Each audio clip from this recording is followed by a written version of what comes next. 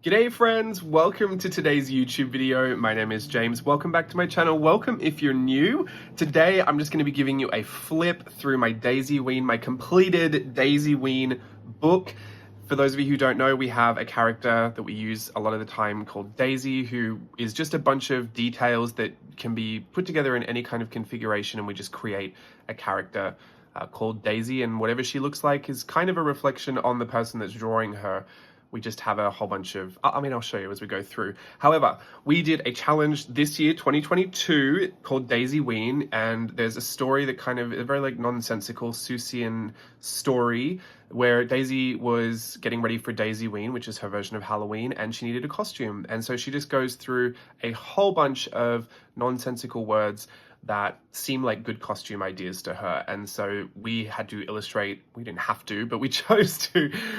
We joyfully chose to embark on this journey to illustrate every single one of those prompts, and I'm going to share with you kind of my thoughts that went into each of them, because I've shared all of them on Instagram and social media, Facebook, everything already. They're also all downloadable through Collage Club as well, if you want to join that and see everything in there. I put the minis in there as well, so if you want to have a piece of all of this, you can go and find it there. But I wanted to share with you where they came from, because I don't think I explained a ton in detail. This book we also did through Amazon KDP, which is like self-publishing through Amazon, and it was great. It was a really great opportunity for us to have a finished product at the end. So I have this whole book. I am working on illustrating a version of these into a hardcover book that I can take with me to Australia and get my family, specifically my nephew Elijah, to color in, so that I will have a finished, completed hardcover children's book at the end of it. So I have to do those, but for now I'm just going to show you through one of our little features. This was a very collaborative community kind of project. I went on Instagram Live and kind of asked a few questions about the formatting of the book and what I should do and kind of the aesthetic choices. Originally I had done just a quick sketch version of the logo, and this is the digital version on the front. Mine is a bit dirty. I have to clean all of this glue residue off. Anyway, so that's just a little feature that I thought I'd show you. There's a little kind of header message in there just to encourage you to, I guess, have a good time and enjoy. What did I say? Oh, there. I guess I'll read this to you. Dear you, I'm so glad you've come across this book. Daisy has anxiously awaited your arrival. Her story exists within these pages, but her illustrations will join us from your imagination. She is a small sum of parts: bows, glasses, freckles, and scalloping. The rest of her is in the eye of the beholder. Share with us how you see her and the tales she tells, and thank you for collaborating with me as the illustrator of this Daisy book. Wishing you many joyful drawings, James. I am James. So we've actually done a Daisy book before. Daisy, as a prompts list, has been a travel journal. I think the first one was just stories, like just crazy Daisy stories, and then this one is Halloween costumes. So pretty kind of fun, stimulating thoughts that we use to express this different version of this character. I won't read you through the entire story. Oh, you know what? Maybe I will, because we're doing a full flip.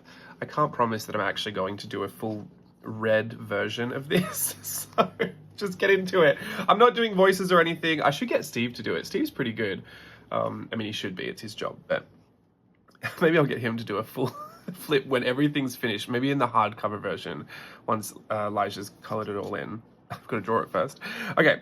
Daisy sat puzzled atop a small pumpkin. Her eyebrows were fuzzled, her brain busy thunkin'. I haven't a costume, not a nothing to wear, no witch's hat nor broom, and no time to spare. Daisyween's next week. It's time to get sorted. An idea so unique, then get supplies ordered. Her brain bees got busy thinking up thoughts, so fast she felt dizzy with designs of all sorts. And here's that collection of potential creations, up for selection from these conceptualizations. It's hard to make sense here, these thoughts seem plain crazy, but all will become clear the more you think like Daisy. Should I be? So now Daisy's considering what she should be. Mushroom on the moon. Okay, we're gonna go through each of these. Get settled, get a coffee, get a drink, just enjoy yourself. We're gonna talk about my little inspirations here. Mushroom. Obviously mushroom. I did all the prompts at first. There's a whole blog post on how I put all this together as well, like every sketch, every failed attempt at rhyming schemes, I put it on my blog, so I'll link that in the description as well if you want to go check that out. I think it's always interesting to see where something kind of evolved from, eventuated from. This whole collection of prompts were a lot more abstract in the beginning, and I did that because not only is Daisy something that, you know, is kind of reflective of the artist, but also the interpretation. I wanted it to be so open that people really didn't feel like they had to create something specific. But as I kind of put that out to the community, we came to a consensus that it was probably better. Steve mentioned this at first. I actually fought Steve on it at first, so I'll take the loss there. He was right.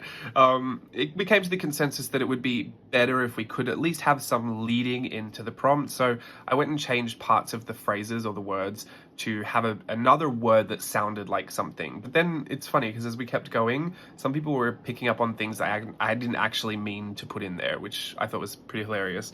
Mushroom was on purpose, and obviously the word was mushroom that I kind of shoved into there. And I did that for about half of them. The other half I kept pretty abstract as well. But yeah, people's interpretations. It was funny to see a bunch of different people all hear the same thing that I didn't from another word. I think there were a couple of times that happened, like zoon with the chickens and the snizzles, the sneezing with the tissues. It was pretty funny.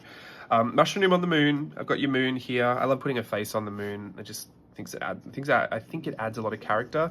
I was sick when I drew this, which I don't think you could tell because I spent the most time on this. Being sick when everything just kind of slowed down, I gave myself the longest time to complete it. So I did hours and hours and hours of blending and fine detail work and erasing. It wasn't supposed to be super neat, but I do really love how this one came out. I changed her pose about 1,000,000 times. You can kind of see some of them in the background. I just love her bob.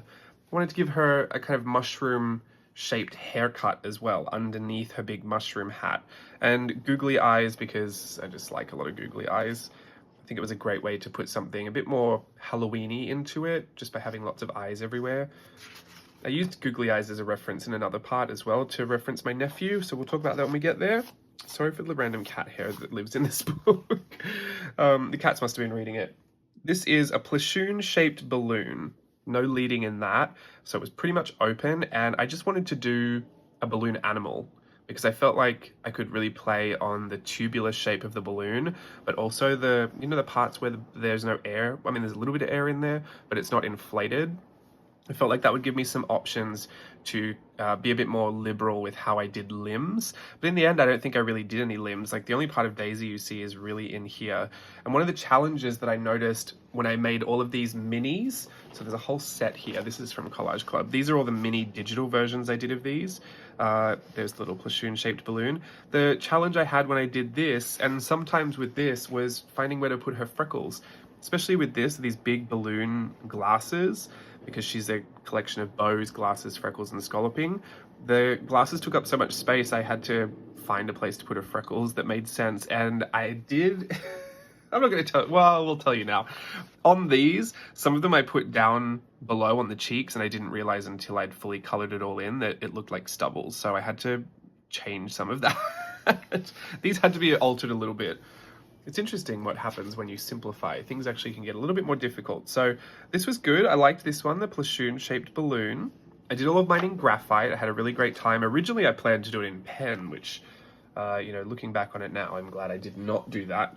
Graphite gave me a good chance to use my tortillons and blend a little bit and also erase a lot, which gave me a really good opportunity to I'd be creative as I went. I didn't actually go into any of these with a real idea of what I wanted. I would start drawing in a style that I wanted to draw in, and then everything would kind of layer on top of that, and I would allow myself to erase it as I went. So originally, I knew there had to be this kind of, here is the prompt, or a fossil fifum on a weasel blitten. I knew the weasel had to be in there somewhere, so I just drew a general shape of a weasel, and then I was like, oh, I'll put it on wheels, so I would erase the legs, put the wheels on. And then I would think, well, I don't really want it all connected. I want it to be all kind of like junkyard scrap heaped together. So I erased different segments of the weasel and kind of added this hollowed out effect. And then I saw that this big tail could become the fossil shaped, that kind of spiral fossil shape. And so I thought the rope could go all the way through it, and that would be this kind of through line connecting kind of motif that would bring all of this together as something pretty mechanical. I was really into this idea of her having, in some of them, because I change my mind every day. You'll see the style changes every day. But a lot of the time I liked the idea of Daisy finding lots of junky parts and putting it all together in a very kind of scrappy way. I think that was really a fun thought to me. So a lot of the decorations were just to kind of emphasize that these were different types of junky materials that she picked up. And yeah, I thought this one turned out really well. I loved it. I loved her. I loved the little Daisy. She's got a very kind of 60s Jetsons, maybe not really. She's got a space vibe, which I hate space, so I don't know why I like it that much. And I was impressed about getting kind of close-ish to a weasel. I hate drawing animals. I mean, I don't hate it, but I don't love it. And I thought that was actually kind of successful, so I felt good about that. Really like that one. I really love this one too, perhaps a zoon. So by the way, if you do read these, there is a rhyming structure for all of the prompts. So mushroom on the moon, a platoon shaped balloon, or a fossil fiffum on a weasel blitten, perhaps a zoon. Is anyone going to read it that quickly? Probably not, because if you were reading it to a child, which is what I envisioned when we made the books, was that people would finish them and read them to whoever they had in their life to read them to. You know, I thought it'd be fun to read them all, but we all know the rhyming's in there, even if we don't read it that quickly to the children. The zoon, this is where people saw chicken in the prompt. Maybe, I think some people said they read it as chickazoon, and I think at one point I might have actually written that, but I liked chichazoon, and yeah, this is what I ended up with. I didn't go chicken at all because it didn't even cross my mind, but when I saw people posting on Instagram, I saw a bunch of people had done chicken type features, and I was like, are people getting chicken from this? So that was one of the words that wasn't very leading, but ended up being so, and I think that was a really good kind of reminder to me that this is all about that community kind of imagination, that hive brain that we sometimes have, and you know, a certain bunch of people will see something one way, a certain bunch of people will see something another way, and there's just so much fun in kind of diving into everyone's perception of it.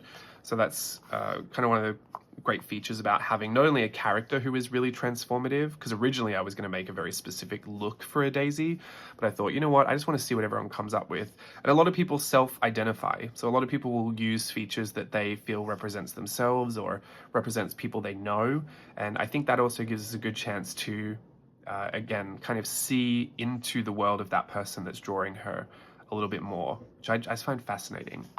I love interpretation. I love derivatives. I love kind of seeing all of that inspiration in there. So this was the zoon. I just like the idea of these really big, bulky, kind of full costumes as well, and teeny tiny little feet. Her not really even being able to use her arms as well. I like the idea. I mean, Daisy for me, she changes just as much as I change the style in which I draw her. But to me, she's just always a bit odd. Like, she would absolutely make a costume that she couldn't physically move in or actually collect candy in. So in my mind, this Daisy she's just going out as the spectacle for Daisyween. She's not so much interested. I mean, the candy will be collected however it gets collected, but just enjoy what she's put together. And I like these big kind of plume shape things.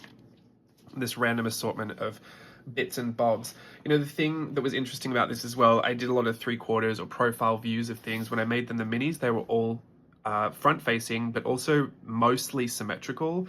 So some of these illustrations, these weren't symmetrical, and because they were front facing, I would lose a bit of detail at the back. I think I did a pretty good job with them. These are all part of Collage Club as well. Sorry to keep bringing them back in, but that is something that I was thinking about kind of as soon as I started doing the minis. It would cross my mind sometimes to maybe make something symmetrical just so that I wouldn't have to figure it out later. Sorry about that. You know, my friend with the exhaust is back. We love him. He's always here. Anyway, but that's all a part of the design process. I also bring in a lot of this threaded rope detail, shoelace detail as well. A kitty lizzle, bit of leading there, the kitty. I don't think the lizzle was really supposed to be like that, but it became lizard. I mean, I think at first it was just a completely different word. So I put that in there. I'm liking the buttons as well. You can see, I mean, I do these chronologically, so if I get on one idea, it might start to repeat. Was there buttons on here? No. Buttons on here, and then you get the buttons on here. There's probably some more buttons somewhere else, but I do think it's funny for me to look at the specific style of how I drew Daisy from day to day, because it is very reflective of how each day I will want to draw in a completely different style. And I don't find too many people that do that aren't like concept artists, and I think I've found like a really deep passion for visual development type art. I mean, I've always loved the art of Disney books and everything, but you know, now I've given myself full free reign and license over the years to just go for it, and I don't really have to stick with anything. So this is a pretty good look at just how often my brain will want to see something different and enjoy that. But then as quickly as I like it, I will change again and I want to do something different. So I don't know if it's a good thing or a bad thing, but it's just real and it's how I feel. This is the Kira Lizzle. I like the really big hands and feet as well. I just like how weighted that makes the daisies look. Ultimately, I like the daisies to look a bit more cute. Sometimes I go a bit fashiony, but a lot of the time she's a younger kind of character and I like her to look cuter. So I lean into that aesthetic. And this had a lot of detail in it. This was very junkyard scrappy, and she was facing the side, but her head was facing front. I do that a lot when I don't want to deal with changing the perspective. And in this one, I really didn't want to have to deal with that, so I just decided to face it front. So that's just a little cheat that I do for laziness. The bow up there, love the bow. I love cats, so this one does speak to me. I have to say, when I drew this one, I don't think I was fully in love with it, but now this has grown back on me. I loved this one. I've always kind of loved this one because of the absurdity of it. It looks so ridiculous. This is a small spotted snizzle, and this was... I love saying that. Say it 10 times fast. Small spotted snizzle. This is a Mary Blair-esque, like very Mary Blair-inspired aesthetic. And then absolutely absurd with this ball for a shoe, but then balancing it out with the ball on the end of the tail. To me, these are like really bouncy. So when she walks, she kind of bounces over little, like she's got a little parabolic bounce happening. And just how oversized that head is. One of the things that I really like to think of, especially when this is a big book for me, like this is composition notebook size, almost US letter size paper. I like to draw a lot smaller. So to fill a big space, I was getting a little confused about how to make Daisy look small when I was drawing her so big. And when I teach, I always talk about contrasting, you know, the relative sizing of something. And a lot of the time that comes in the background, but I wasn't drawing any backgrounds for this. So it's not like I could put like a big coffee cup over here and she would look like really tiny. So I had to balance out on her costume some really huge proportions to shrink her inside the costume, which for something like this worked really well. And I really, really love this one. But yeah, it's absolutely absurd and I just love it. I really want to be in this costume. You know those videos of, I don't know where they are, but like in New Zealand, they've got the big blow-up balls and you sit inside them and they roll down the hill and they kind of, people play soccer as well. They run into them and they just kind of bounce off each other. That's what all of this feels like to me. Everything's very bouncy in this. I love a small spotted snizzle. And I guess I haven't really explained this, but, you know, with the rhyming structure, you will end up with something like, or a mimi nuffle on a teeter tuffle. So this presented a challenge for me when I did the minis. The Mimi Nuffle is her costume, and she's on a teeter tuffle, which is just a completely separate thing. And it could have been a creature as well. Like a teeter tuffle could have been, you know, a cat-looking type creature or whatever. But to me, it sounded like a teeter totter, a seesaw. We call them seesaws in Australia, but I don't know what you call them here. In my head, it's a teeter totter. So hopefully it's that. So I thought of that kind of rocking back and forth teeter-totter thing, and then again a really junky contraption that she put together. None of this actually has to make sense. I drew it very two-dimensionally, even though I tried to texture a bit of wood in here and, you know, make it look like a rubber wheel. I really don't get down with the the logistics of all of it, so it just is supposed to look a little bit more Dr. Seuss style. And yeah, the thing that I didn't know if I was selling this properly when I explained it all, or even when I was drawing it, but Daisy is getting dressed up in the costume. So when she's going as a small spotted snizzle, I would have to kind of contextualize what that meant if I were Daisy. Like if I'm Daisy going, oh, I want to be a small spotted snizzle. There could be tons of different types of snizzles and she wants to be the small spotted one. Or she's just decided that she wants to be a small one and she wants it to be spotted. Or it could be a very specific small spotted snizzle and it's the only type of creature that exists and it looks exactly like this. It looks like a bear with 3 eyes. All of those are obviously open to interpretation, but each time that happened, I would have to kind of figure out, like, is it an animal? Is it a person? Is it a is it a concept that she's coming up with? Like one of them was Princess Sassa Twaxel. So to me, that's a character she knows from a childhood book or a childhood story. So she pictures what that might look like and then she gets dressed up as it. And it's to varying degrees. This is obviously a very thorough finished costume, but some of them aren't full body costumes, and I kind of played on all types of interpretation, like her going really literal within her own mind and then her going fully abstract within her own abstract world.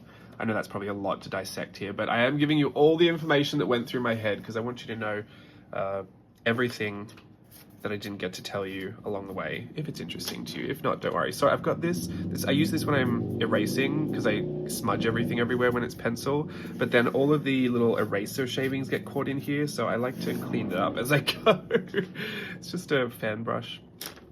Anyway, so I put a little bag on here. I kept a few of the Halloween-y type bags and buckets available for some candy collection, and I like her. This was actually based off of a sheep. The Mimi Nuffle, I don't know why, but Nuffle to me kept on evoking this idea of like lamb's wool. I have no idea why. Maybe I was thinking of tufting, Nuffle. No idea. But that's why I pulled in a bit of fluffiness and Nuffle, fluffle. Put the little lamb's ears in there as well. And she's got full rounded lashes. I love lashes. I do really like this style of Daisy. That aesthetic really worked for me. And this was, I think, the one that took up the most part of the page. She almost hits all sides of the page here. Perhaps a fluffer mizzle. You know, there's a way that I read this in American, like fluffer mizzle. I actually say the R, and then there's an Australian version, which I feel like doesn't sound quite right. A fluffer mizzle. Anyway, this was Beatrix Potter inspired. For some reason, got this, I don't know if it was because I saw it on eBay or something, but I come up with Peter Rabbit. I come across a Peter Rabbit book, and I just remembered how much my gran used to love Peter Rabbit and how she would sing old Peter Rabbit. It just seemed like such a part of my early childhood that I didn't really remember. But I had little bits and pieces that were coming back. So I thought I'm going to try a Beatrix Potter inspired version.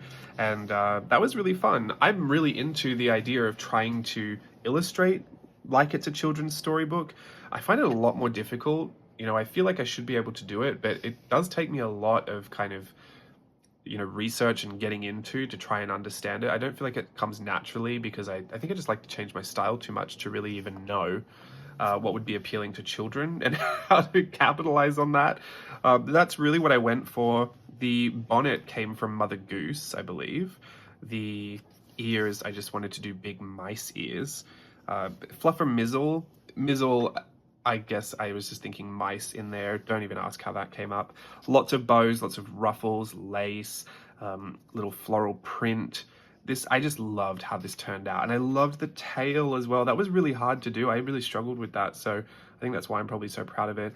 I will say her face went through about 13 different faces before I found one that I liked, and then right at the end I felt like putting all the whiskers on it, which was a big gamble because if I had to erase this face, I don't even know if I would have ended up with one that I liked.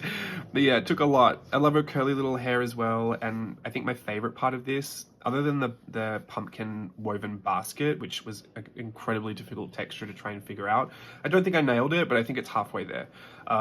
With the feet, I loved the idea of these like little ballet flats with this double ribbed sock and this almost what are they called, like flippers that you wear in the ocean, but it's a duck's foot. I just loved it. Or a frog's foot, either way. I think duck have those feet. I don't know why I'm so into that idea. Anyway, love her. In my mind, this is my niece Savannah when she's grown up. I mean, it's Daisy, but I just think she's gonna look like this when she grows up. I don't know why. This one was one of my favorites.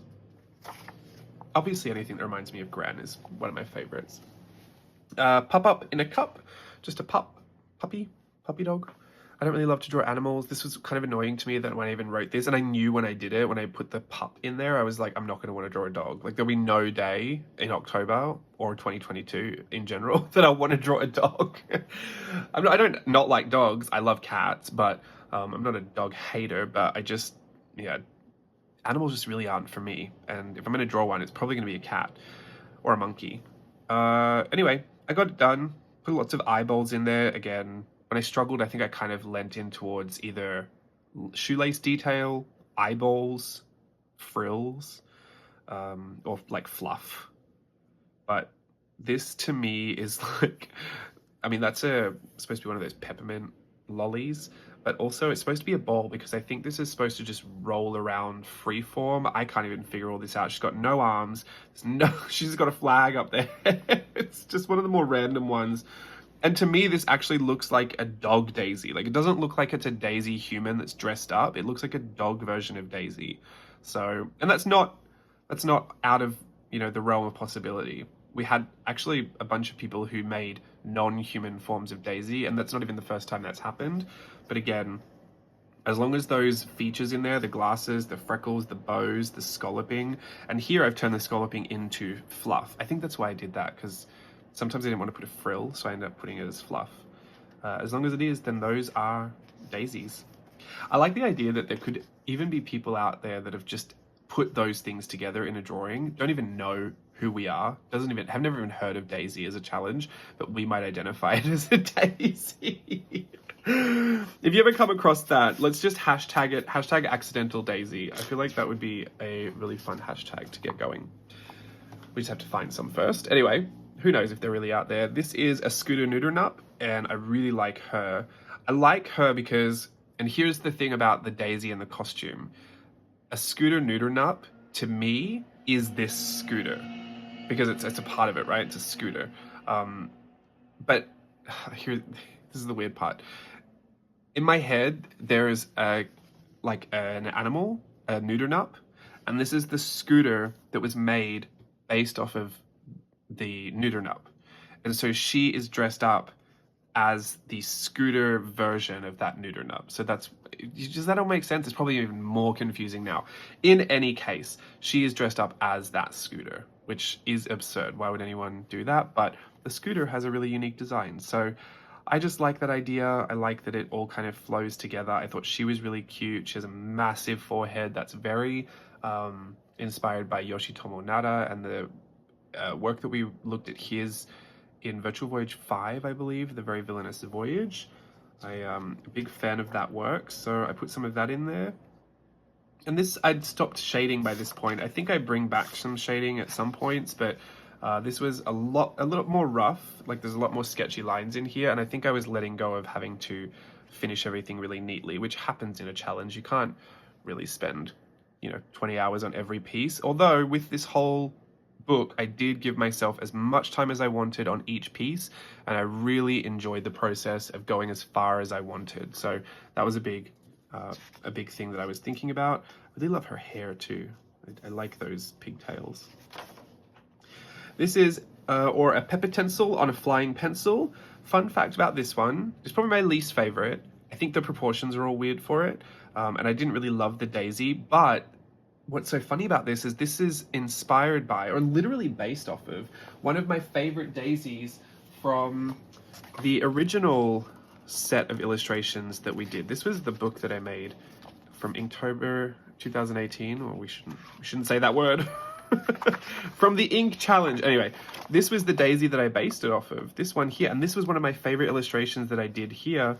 Look at the story from years ago. I stacked a bunch of teacups high to try and catch that butterfly spy. I just love that. I love this whole illustration. I love this little page. And I wanted to redo her, and it was so bizarre going back all those years to that style of illustration. And I think also I did that with pen. I did this with pencil. Yeah, it was weird trying to throw myself back into it. I don't think I captured it quite right. And maybe that's why I was a little disappointed with it. But I don't think it's bad. I still think it was kind of the idea that I was going for. But yeah, kind of interesting. When I did these, so the pepper tinsel on a flying pencil, just so you know, in the minis. I know, I promise I'll stop bringing this out. I didn't add any of the extra bits. So the flying pencil isn't in this version. There she is there. She's just the pepper tinsel. And Peppa Pig is what I was thinking of there. I've never really watched Peppa Pig. I know all the memes about Peppa Pig, but I put her like I was going to say her oinky tail, her curly pig tail. I used that as a motif, and I also used her piggy ears as a motif. That was how I got Peppa Pig in there. And Peppa Tinsel was just so I could rhyme it with pencil. I think I wrote flying pencil first. Originally, it was supposed to be a witch, which I ended up doing as a part of Collage Club for October, just as a separate drawing. This is perhaps a batterbup. Bats was what I kind of put in there. And this one was fun. So I think some people used cricket bats or like just regular sports ball bats. Sports, not really a thing that I pull inspiration from, but I did recognize some. I put it in there. I wanted to go for a bit of a pin-up look with this one. Kind of a vintage Barbie doll pin-up kind of an effect. And I gave her that big beehive. I was loving that really exaggerated waist so I can get that nice silhouette. I think it was a bit of a loss with these bat wings, which was upsetting because that was the main thing. I could have fixed the whole thing by having her arms out wider and then being able to make more of a feature with them, but I was actually really in love with these hands and I didn't want to have to remove her arms. So that was totally by me just not wanting to erase those hands. I don't really love to draw hands, so when I do a good job on them, it's mostly accidental and I don't want to erase them. So I just dealt with it. I tried to shove those wings in there. The really open boot I thought was nice. I do like to add kind of like the inside opening of like the sleeves, or if something, you know, kind of is really open over the edge, I love to add that little hook back in so that you can see. And I also really like when there's a pattern on the inside, but I can get really pattern crazy. So that was I had to show a bit of restraint there. These little eyes here on the breast cups, those were part of an illustration I did before I even came to the States and did this whole YouTube gig. I was designing, I think it was tattoos. I think someone had commissioned me to do a tattoo. By the way, I don't really do that. Please don't ask. I have friends that ask, and honestly, I say no to them as well. It's something that I find, at this point, I don't actually have any time for. If there's something that I've already done, then please, by all means, go for it. But commissions in general, that's a part of my life. I hope I really never have to revisit it. That sounds so crazy. There was nothing wrong with the people I worked with. I felt so under pressure when I did commissioned work, and I felt like it doesn't feel like the same thing as just sitting down and drawing and having fun to me. It was just a lot of pressure that I don't think I really enjoyed that much. Anyway, well, if the price is right, maybe, who knows? Scratch all that. Ask if you want, who knows? But yeah, I actually don't even have the time at this point. So, how do we get there? Oh yeah, the eyes. I'm still not even a massive idea. I'm sure it's been done a million times before, but that's where I was thinking of it. And a lot of what I bring back, like I do, is something I've done before. I don't think I ever really try and do something new. I'm such a creature of habit. I love her glasses too, her little eyebrows. This is a massive Chimper zip. Monkeys are my favorite animals, so if I want to draw one, it's probably a monkey. And this one I really did like until I put all the zip detail on, but you can see I spent a lot of time on it, so I also didn't want to erase it. That's where I'm at with this one. Originally the Daisy I did here was just the little Daisy, and then I was like, hang on, she's missing her whole costume.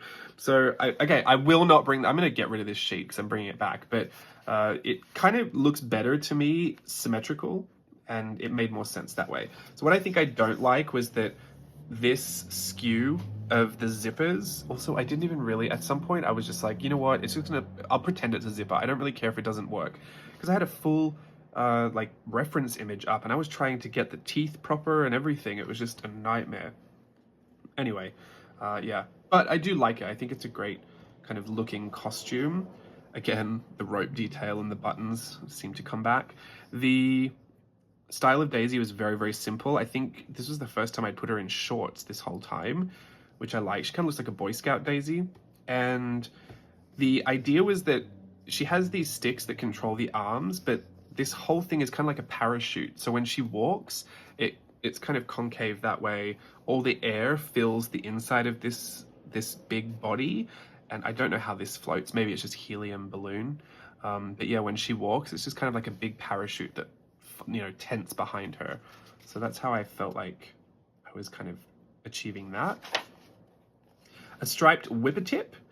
Here again, the kind of inspiration is Daisy wants to be one of these striped whipper-tips, which I imagine is an animal that kind of is striped and has this kind of a face and has these beetle-type wings, but everything else is just, you know, the fashion inspiration that goes behind it. It's all stripes on stripes on stripes, which I just put a ton of different directions to make it look interesting. This one has the most odd proportions I think I've drawn for a person in a long time. Like, the size of the head relative to the body, relative to the feet, it's just so off for me. I kept it because I was like, you know what, it's not a bad thing to try new things, but I'm not sold on it. Don't think I'll be trying to relive those proportions anytime soon. I love stripes. This was on purpose, only this, you know, the top of the ears had that extra little stripe detail. There's that underneath, the kind of looped inside interior that you can see that I was talking about. I like to do that. It just, because a lot of the time when I'm drawing and, you know, I'm not really shading anything, it can just look really, really flat. So I like to just add those openings like under the dress as well and just shade it in there just to give it a bit of dimension. I think it's a nice, simple thing to do to level it up a little bit. Or a bulbous poorble on a gremmy normal. So we figured out it was Falcor. I don't really even know the Neverending Story, so don't know how that popped in there. What I can say is gremmy normal, gremlin was the word that I put in there. So these were actually supposed to be gremlin ears, and I've drawn that Grogu, the child from The Mandalorian. I've never even watched that, but I've drawn him a bunch of times before, and he's kind of gremlin-esque. So I lent into that, but then I made a few little changes, which all of a sudden made that Falcor from the Neverending Story. So I thought, you know what, just go with it. It'll be a version of Falcor. I love the little party hats. I thought that was cute. And bulbous was an adjective, basically. Just revisited kind of that small spotted snizzle effect, that really bouncy, big ball kind of costume. And a poorble, I don't even know. I think I was thinking of, you know, the grandpappy in Frozen? That was the word that I was getting in my head. I didn't even try to reference it. In fact, I just gave it Muppet eyes and kept the whole costume really simple and then added wings for some reason. This was probably one of the most bizarre arrangements of things. And I think this was just a collection of things I'd already done before that I thought in a random configuration might work. I was like, it's got to work. Some eyes, a nose, a random costume. Like, let's just see. It's got to be something Halloween-y. You know, and this is what it is. Not the most imaginative, but visually, you know, something interesting to look at. It was actually kind of really hard to figure out how they were going to interact. That's why I put that little steering wheel coming out of the hat, because I'd drawn them both at this point and I had no way to get her holding on to this without lengthening her arms too much, which would have made her look less bulbous, which was the whole point. So I like her. She's chubby. She's just riding the Grammy normal. I think some people picked up on Grammy normal as like a Grimmery, because I saw some like spell book kind of things. So that's interesting. Perhaps a Pippaquip. Steve, this was Steve's birthday. He was like, what's on the 16th? Which is terrible, because this just became a football really quickly, and we're both not into football. I love the buck teeth, though. I think that was a Winifred Sanderson kind of nod. This was, again, another weird proportion, really big head and kind of not tiny body, but not big body. Really weird. I wanted to do a profile, so that's really where that came about. And her feet are inside the wing, so I like that it kind of walks along with her. The lace detail, if I've got really open space that I just need to add something to, it's a great way to kind of detail it a little bit. And the Pippaquip, I was thinking of a maquette that I saw at the Lamplight Lounge at Disney's California Adventure. Just down below the bottom of the restaurant, they have some, I guess, like little paraphernalia from the little Pixar films. And I think they had the maquette. I think it's called Pip. Still didn't even check that, but I'm pretty sure it's called Pip from a short film, a Pixar short film. It's a little bird. So that's what I was going for, and then I end up with this. I like it. It's random. I like it though. Princess Sassa Twaxel. So this is a princess that Daisy knows from her childhood stories, and she's dressed up as her. Lots of bows. I love bows and ribbons. This kind of long, I think of these as all really deep, like rich black velvet bows. And this was mostly inspired by work that I'd done with Princess and the Frog gowns from the last Virtual Voyage 7 workshop that we did, and I was very much inspired by that. So I gave her a massive fro that was like just really nice and full. I gave her a really nice and full ball gown, and then added a whole bunch of stuff. The buttons ended up looking like rivets, and these all look like metal sheeting once I put all these buttons on, but I didn't hate that. I thought it was kind of giving Batman Returns, so I kept that in there, probably because of this Art Deco looking crown.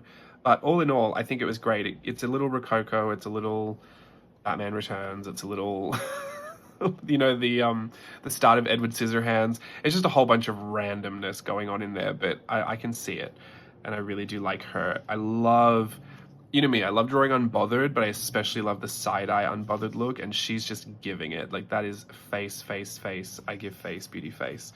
So, love her. King Rollerfaxel is supposed to be her dad, I think, in that world. I think I've decided that. But this one was really hard. I went really literal. Rollers, so I wanted the kind of rollers like a powdered wig, and faxel made me think of like fax machines, so I felt like this was rolled up paper that came from a fax machine. So bizarre, so random. Also trying to make it masculine because it was a king. I thought, I'm gonna zoom in and just worry about the face, and this was the first, maybe one of the only ones I didn't do full body, and I like it. I like it now much more than I did at the start, only because I felt like this was such a weak idea. But then again, you know, that was just how I was feeling that day. Looking back on it, now this is the only way it looks to me in my head. So it kind of works. Having said that, I think I was working a lot ahead. I finished much earlier than the end of the month. So I think there was a part of me that wished I could just do it real time, because I would have loved to have been inspired by what you guys were doing with the specific prompt. But there were things that I was seeing in the earlier parts of the challenge that I was inspired to kind of try and work into my illustrations towards the end. So if you see something that looks familiar to something that you've shared towards the end of the journal, chances are I was probably inspired by something you did. I can't remember exactly what it was because there was so many, but you had lots of great ideas, and I loved looking at everyone's versions of Daisy. So I'm absolutely positive some of your influences in here, and I love that. So this is King Rollerfaxel. Yeah, the only thing I really could do was add a mustache, and all of these little wispy curly cues were added at the end. Again, that lace detail because I had open space with nothing to do. I love this. I love the ruffle neck. I think that was a really nice touch. Don't look too closely because I've fudged it up in there, but no one will know. You'll not tell anyone, will you? I love the curly cues. I think they were my favorite bit in the end. And what have we got here? Perhaps a Slothalop wearing a pumpkin top. This one was almost exactly like I was imagining the little character Abby from Turning Red, which is Stephen, my favorite character from that movie. Or one of my favorites. I just really like her. I think she's so funny. Anyway, that's who I kind of envision with this. The Slothalop, I was thinking sloth because of the obvious, and then a lop. This is such a really roundabout way to get there, but essentially it was bunny rabbits. And I don't know how, but like floppy lop ears. We also call my nephew Elijah, we call him Lop. We used to call him Moo Lop. It's just a whole thing. But I was thinking of floppy ears, rabbits, sloth, the sloth from Zootopia, like he's kind of docile and, you know, really slow. I guess that's all sloths, but specifically the one from Zootopia. And yeah, the big hands. I think I was really happy to hide Daisy's hands in these really big creature hands and have her feet stick out the bottom. What I really did like about this one, there was a lot of room to work with, but I kept the details really small, like really refined. So it's just this line of ribbing along the edge of the t-shirt, a very simple pumpkin that was all kind of askew and wonky. There's just not a lot going on, but her face was nice and detailed. So I think it really kind of pulled focus into there. And I have to say, this one was really exciting just in the way that I did it, because I didn't really erase much of it. It was one of the only ones that was almost the way I drew it from the beginning. I didn't really add anything. I didn't really take anything away. I think the only thing I changed was his head came up a lot higher and then shrunk down, and I just decided to cut that angle off so it wasn't so dramatic. But yeah, mostly happened like straight out of the pencil, which is a nice surprise from time to time. You can never expect it, but when it happens, you can be grateful for it. Or a Murmal. This one was a bit controversial. Mermaid and an axolotl, which I found out Steve doesn't know what they are. So I don't know if people didn't know that. That was an axolotl. That's where these little extra little bits come from, the little axolotl fins. But I spelt it wrong for axolotl. I probably should have used an O, because when I searched, this was the only, I don't know if it was the only one, but I was seeing people were Googling different words to see if they could see what comes up, and I just out of curiosity put in Murmal, which nothing came up, but Laxel came up, and I was like, what's that? Found out it was laxative medication. Could have guessed. And so then I thought, oh no, I hope people don't think that's what I'm meaning. So I put a PSA out there to say that's not what I want. Obviously you take it for what it is. If that's your Daisy, then let that be, but it could never be me. So yeah, it was supposed to be an axolotl. I think I got it out early enough for people to see the reference, and I think I made a point to say axolotl, but there you go, officially axolotl, not the laxative brand Laxel. I really loved her though. She's got that kind of Barbie, like vintage Barbie look as well. It's a little bit more stylized than that, but I just wanted to keep her really simple and have like that really nice swervy, curvy body. I love mermaids, so doing a mermaid costume was a bit of a challenge for me because I want to do a real mermaid tail, but I also wanted her to be able to walk in it. And this was the first time I put the glasses on top of the head rather than over the face, and that was purely because I didn't want to obstruct her eyes or her mouth and nose, and I wanted those freckles to be over the top of her nose, like she was kind of sunburnt, like a, you know, being a mermaid, being out in the sun all day. And yeah, I think it all worked out really perfectly. I was really, really happy with this one, for as simple as it looked, even down to the point of getting these scales to match up in a way that just looked more natural when it came down to fishtail the bottom of the gown out. Because it's a weird angle that, you know, it's not quite right, but it definitely works. So I was really happy about this one. I just loved her. I love her little top as well. This one was a bit older, so, you know, most of the time I'll draw her kind of younger, but this one if I feel like going fashiony or pin-up-y, like I'll let her be older. But Daisy's not typically that old for me. I should do a little old granny Daisy. I think I've done one of those before. I get the curiosity to change it up every now and again, but I am a creature of habit. So anyway, love the Murmal. A jumping nopy snell. Nopy snell being this kind of a character. The hardest part for me here was to show that she was jumping. So that's why I added this really kind of dynamic pose, but also had these kind of rave, I don't know what you call those, like streamer arm things. I put a bunch of those on her wrist, tried to have the hair flying up there. The glasses were just to try and, you know, exaggerate something, which ended up looking like big eyeballs. Yeah, I thought that was great. I love that one. Not much else going on. It was mostly just trying to add some kind of a costume. I put a little cape on there because I thought, like, you know, she's jumping would also kind of accentuate the jumping. But this one, as far as a costume goes, this one felt one of the most bizarre to me because it didn't really look like anything. It looked like clothes that were supposed to maybe look like something, but I wasn't getting a lot of whatever a nopy snell was from this. So I'm going to say this is like Daisy when I have been given too much time and too much money to put a costume together. I ended up doing the most ridiculous, like, way too non-specific costume. I think I'm better under pressure, to be honest. This is, I knew it, that's the pen. I dropped a pen on this page and I've always tried to get rid of it because it looks like every other pencil eraser, like little bit of that rubber that comes off when you see like that. And no matter how much I do this to it, it'll never come off. It irritates the life out of me. Anyway, this is Sprinklu Melkawell. Wow. Sprinklu sounded like a sprinkler to me, so that's why I put all the sprinkler spray up here. And Melkawell, milk is just an inside joke I have with my best friend about milk, so that's why I put the cow print But for the most part, this was pretty open. I revisited that same hair that I did for the first Daisy, except I gave her a bit of a mullet. This one, I had an idea for this before I started, which was different. I wanted to add a jack-o'-lantern type face with real features. So the triangle eyes, the triangle nose, and that mouth with the missing teeth. So I gave her literally triangle-shaped eyes, which looked really normal when I did it. I thought it would look a lot more bizarre. So I don't know, maybe it's not as dramatic as I expected. The nose, the triangle nose, I shaded in the nose as a triangle, and then I put a big gap between her teeth just to make it look like a jack-o'-lantern.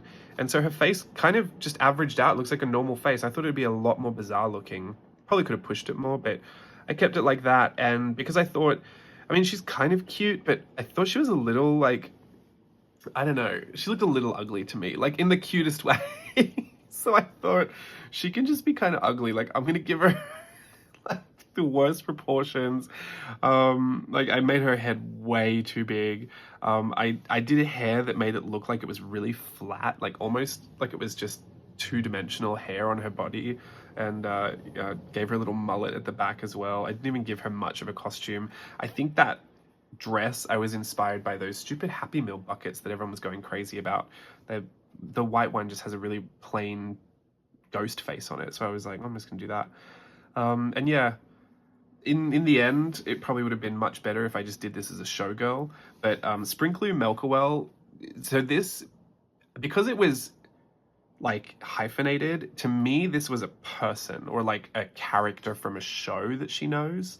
And she's just done a terrible version of it, like a terrible job at actually showing what it is. She just did whatever she wanted. She's calling herself that, so that's that Daisy.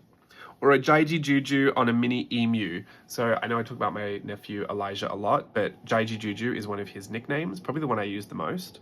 And he did a whole bunch of googly eyes in his travel journal last year, and he draws people in a really specific way with the 3 sticks for fingers and then the sticks out of the head for hair. It's a very like stick figure drawing that most children would do, but his are just, they're so quirky. I just really love them. So I did this all kind of based off him. I actually looked at a photo of him and put his little features in there. I put his ears in there, his mouth, his nose. I exaggerated the eyes a lot, but yeah, this is, and I even gave him his hair. So this is a Daisy if my nephew Elijah was the Daisy. And then because he used so many googly eyes in his journal, I gave him a big kind of tracksuit of googly eyes. I mean, this could be a boy Daisy. It doesn't have to be a girl. Got the trick-or-treat bag there, the mini emu, which I kind of liked as well. I think I had success with the animals this time. You know, the puppy dog didn't really look like much like a dog, but I mean, this looked like an emu. The weasel looked like a weasel. So I think, you know, the cat looked like a cat. It was all pretty good. The kitty. Yeah, I love this one only because, and the next one as well, there's a sentimental attachment to these ones. I literally wanted to put my nephew and niece in this book because I imagine when I wrote it and that I would illustrate it that, you know, at least Elijah would color it in and that he would be a part of making it, and then I would get to read it to him, and then eventually he would read it to his little sister. And I don't know if I'm just expecting the world there, but that does something personally inside of me that I can only describe as like growing my heart, and it makes me feel so warm. So anyway, those are my thoughts about that. Love Jiji Juju. And then a Hoodie Booty Bell, which is the nickname for his sister, Savannah, based off of the fact that when she couldn't talk, she would hoot. She'd do little hoots for her, just to make herself known, I guess. So we started calling her Hoodie, then we started calling her Hoodie Bell, and then we called her Hoodie Booty Bell, and it just kept getting, I mean, my sister, which is their mother, she's my little sister, and I have about 700 nicknames for her, so I have just as many for her children. It's so funny because one of my sister's nicknames was Savannah, and she called her baby Savannah. So now I have to, I can't really call her Savannah anymore, but anyway, it's a whole thing. I love them all, but that is who I mostly think about when I was doing all of this book, really. And when I did this one, I thought I had to bring in the owl just for the hooting, obviously. And I didn't really pull a ton from Savannah. I mean, I did use her little lips and tried to do her little nose, and I gave her her little curly, it's so funny, I said she had a reverse mullet because she had lots of hair at the front of her head, and it was all curly, and it's all very light. My sister has really dark hair, and my sister, when she was a baby, had lots of hair that was really curly only at the back of her head. So it was a completely the opposite of my sister when she was a baby. So she has lots of little curly cues at the front. I gave her a little ghosty. The bell, I just used the bell shaped of like bell flowers. I was thinking of the, what are they called? Lily of the Valley. There you go. I love those flowers. Christian Dior's favorite flowers. Anyway, so I did that and made it a little ghosty, which I liked. Made the glasses the owl eye detail as well. That's where that came from. I tried to keep her like really short and stubby. You know, in hindsight, I wish I did her as a baby, like a baby, because Savannah is not this age yet. She's only one. She's only just turned one a couple of months ago, so this is more of a toddler age.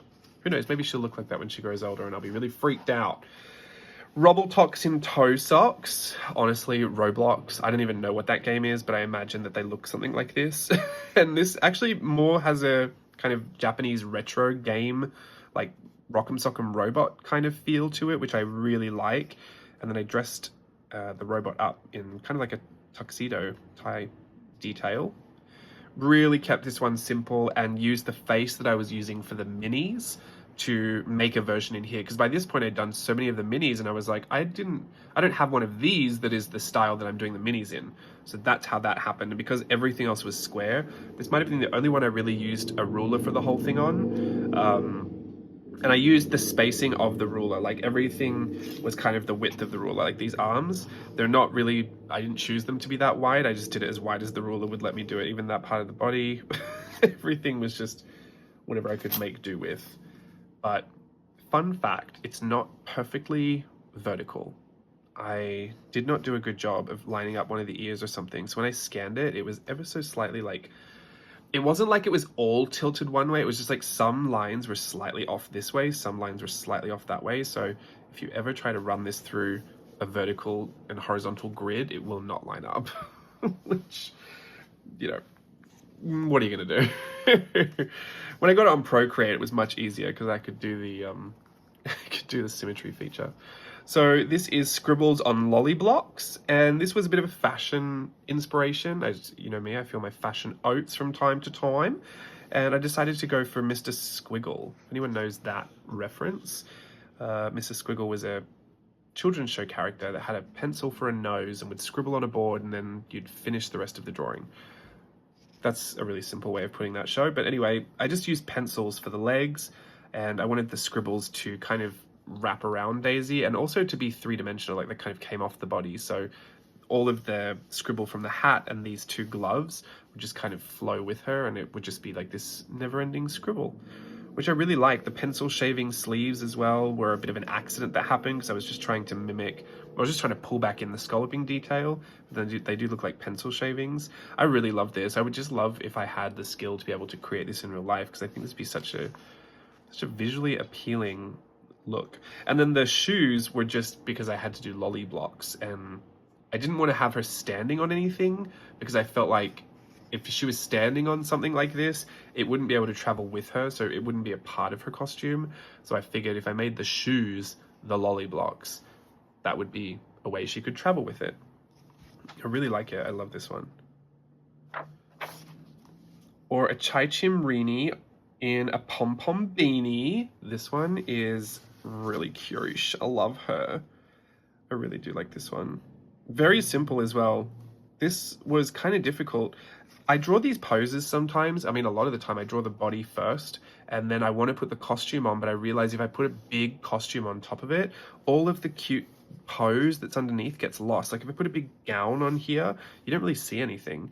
So a lot of the time I end up doing these bodysuit or these very close fitting form, you know, outfits, just so that I can show the pose, like the actual stance of the character, because sometimes the positioning of the arms and the legs and, you know, how you've drawn that adds a lot of character to the illustration in itself. And if you take it all away by covering it up with clothes, it's a lot harder to sell that. So this is why she ended up with just some tights. She's barefoot as well. I mean, barefoot in the tights, but she ended up with just the tights and a little fluffy leotard. But I thought it kind of worked because the pom-pom beanie really took, you know, pride of place up here. And in my head, when this is all colored, all of these have different patterns in the pom-poms, and they're all different colors. So this is actually, in my head, a very colorful, crazy, bright costume, even though here it looks a little bit more subdued. I mean, I guess it could be all tones of beige and everything. That might look cute. Anyway, I thought she was really cute. And her eye, this one, I wanted to do, like, the whole eye was a pupil and it just had really odd catch lights in it. I thought that looked really effective. She's got, like, space-looking eyes. Love her face, too. Perhaps a box of clocks. A box of clocks I just figured was some kind of, you know, character. And I went with a Tim Burton inspiration for this one. The box of clocks, I mean, that's just kind of sounds like what it is, right? I wanted to add the box in there, so I made the dress have this three-dimensional kind of pop-out feature that looked like a gift box, and then a really structured coat over the top with these really long wrist arrow, kind of like, you know, the clock hands. And then I needed a lot more up here, so I put this big, I don't know what you call those, collar, a big double collar on there, and I could add all of the numbers. I really liked the glasses, the 12, the 3, and the 9. And if you look closely, that ponytail becomes the 6 underneath. So all the other letters, or the numbers rather, on the clock are back here. But the 12, 3, 6, and 9 are around the face. I really liked that. I thought it was fun. I love a bit of Tim Burton inspiration, don't you? Look at all these lovely little crumbs that I'm getting out. This is a double purpose to this video. It's a book cleanup and a book flip. The Old Man in the Sun. I believe we did this live together. I did a Mary Blair inspiration, and I wanted to go for a bit of that aesthetic that Rolly Crump and Mary Blair put into the concept design for It's a Small World. And I believe we got there. However, because it had to be an old man, we were really struggling with the idea of making her look like an old man. So we did this beard, and it just turned into Colonel Sanders. I cannot unsee Colonel Sanders. It has not been rectified. It will forever be a Colonel Sanders to me. It's Kentucky Fried Daisy, but again, I put her in pants, and I love Daisy in her little pants, especially with the scallop details. I think they're so cute, and this kind of tulip sleeve. These have suspenders on them. I love working with the Mary Blair inspiration, and I think it was really effective to have that big sun ray burst in that style of It's a Small World, because I didn't want it to look like a real sun.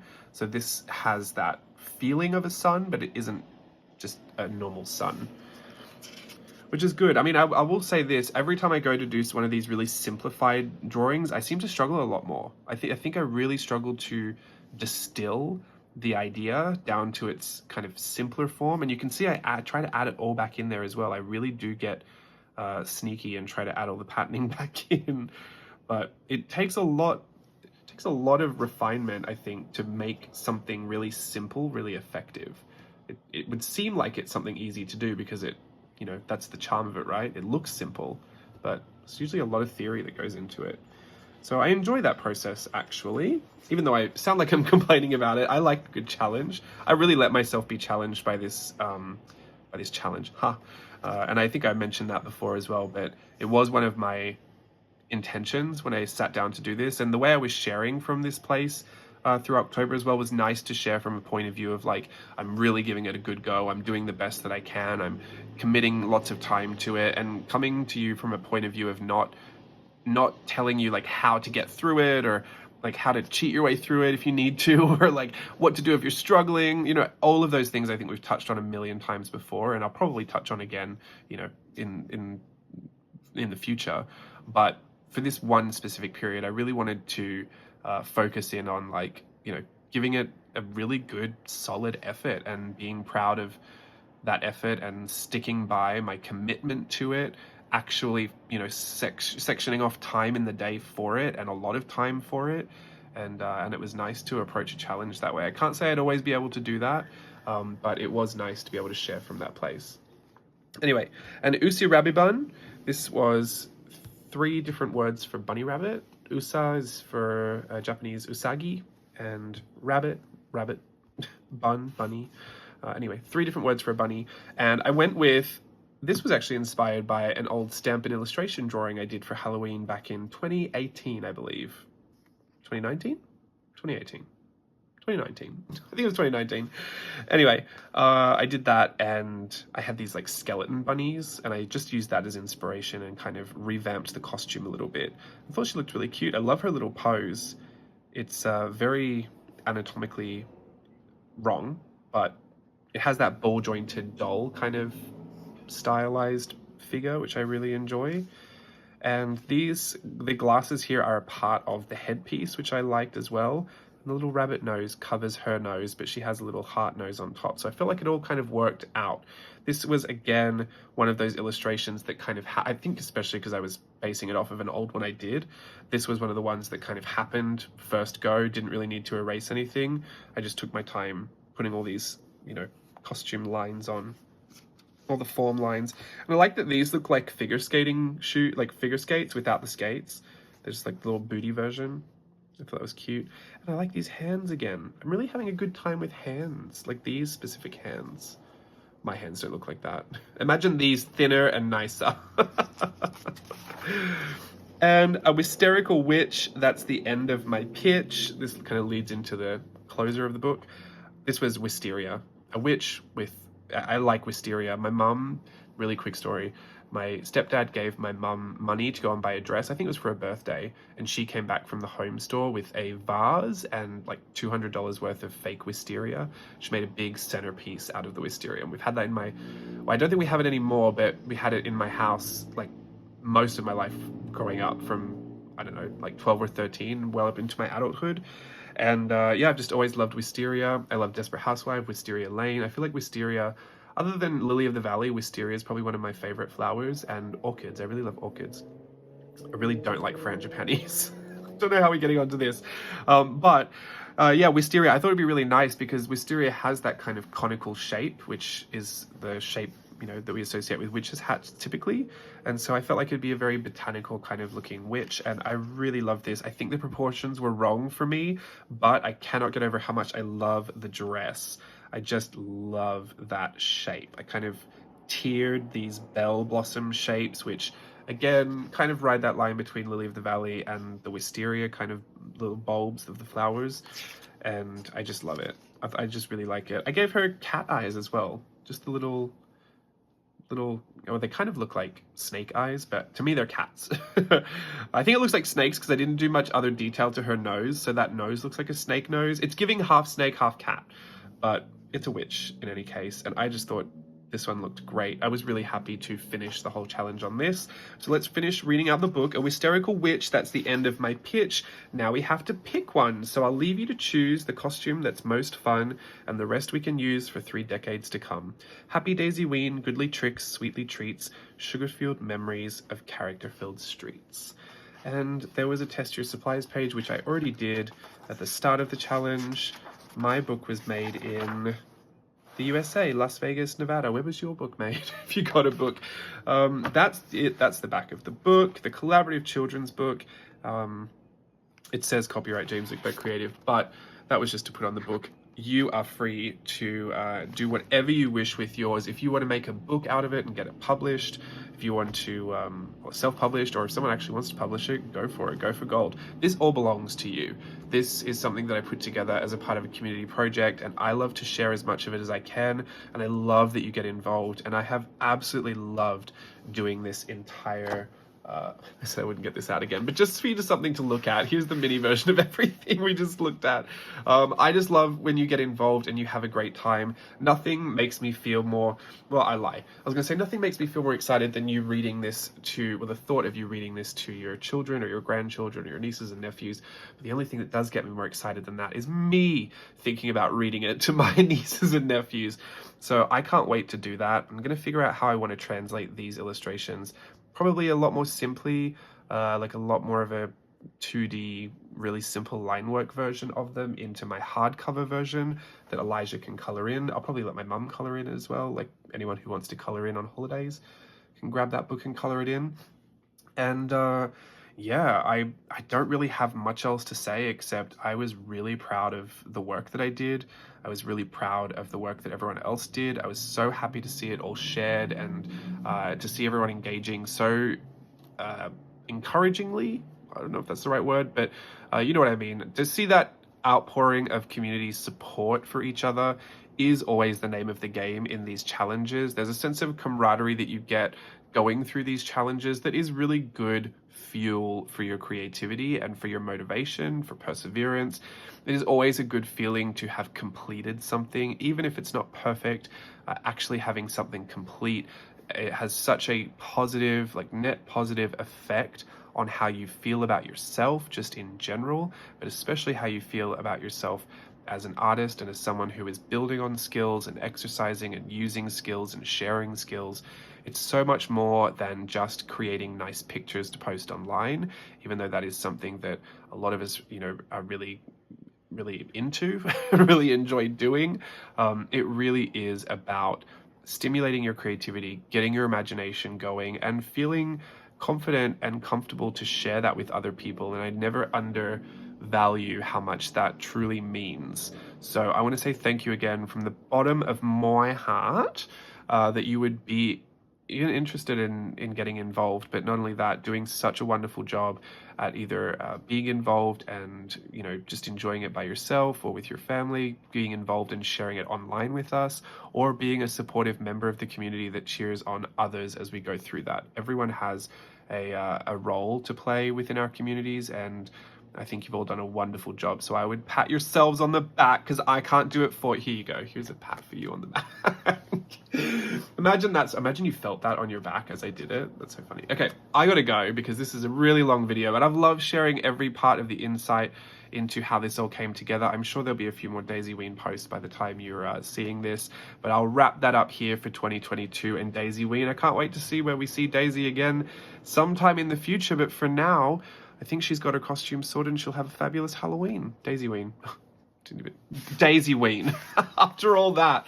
All right. Thank you for watching, everyone. I'll see you again sometime soon. Goodbye.